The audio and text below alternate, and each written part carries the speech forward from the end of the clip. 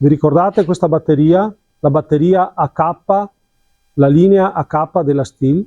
Le posso inserire in tutti questi rasaerba.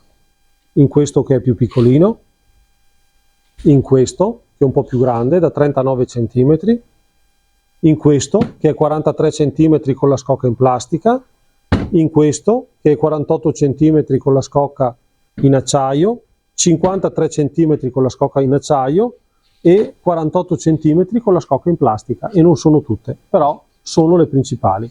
Se io sono in possesso di batterie AK, posso scegliere fra una vasta gamma di rasaerba. Uno di questi sicuramente può andare bene. Ciao a tutti e buona scelta!